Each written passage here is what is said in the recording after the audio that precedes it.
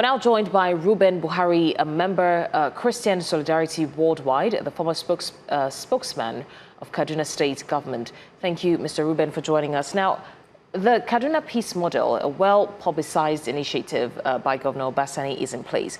Why are these attacks still happening? I'm all right. Thank you very much. You see, the Kaduna Peace Model was not all-encompassing. It was just restricted to one or two local governments, Gwari, I think just Gwari. And for me, this is where the whole problem started, because when you see it with these people and you decide on an agreement on how to have peace, and then other areas were not brought into it, it means that you've left those for this thing to continue to fester. So the Kaduna Peace Model worked just for a while in one local government, and in the other local government, nothing has happened. And for me, this is part of the reason why we've seen this surge in insecurity all across.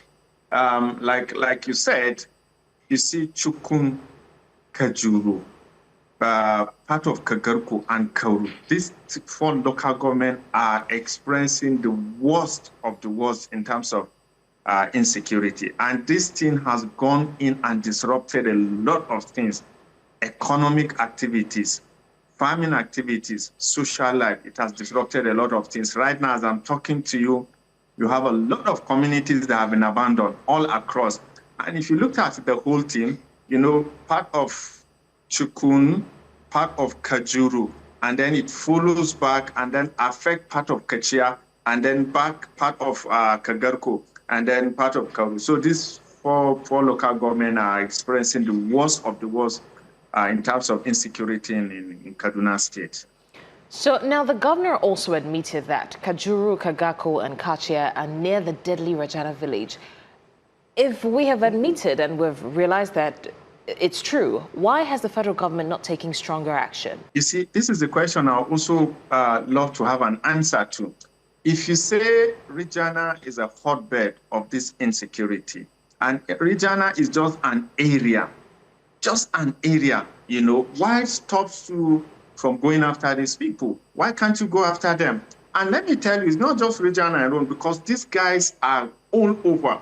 Like we said, Regina is in where? Regina is in part of Kachia, you know, and it's just on the Kaduna-Abuja highway. Then by the time you go down, you go into Chikun, you know, a lot of these guys, you know, bandits are everywhere in Chikun. Then you go down to Kachia, especially around the Gorara Dam, you have a lot of them there. So my problem is that if you said, okay, this is the location, we've identified where these people are, so what stops you from going after them, you know? And let me tell you, one of the biggest issues with this thing is that government could decide and say, okay, this is the location of these people, we're going to go after them. But what needed to be done is to do a holistic approach.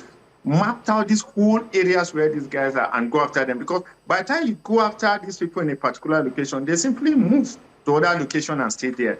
And then you go after them and then they move. I know there are a lot of very vast ungoverned spaces all across this place. So for me, the problem is that there's no holistic approach to tackling this thing. All right, Mr. Reuben Buhari, a member of Christian Solidarity Worldwide and former spokesman, Kaduna State government. Thank you so much for your time with us on the news.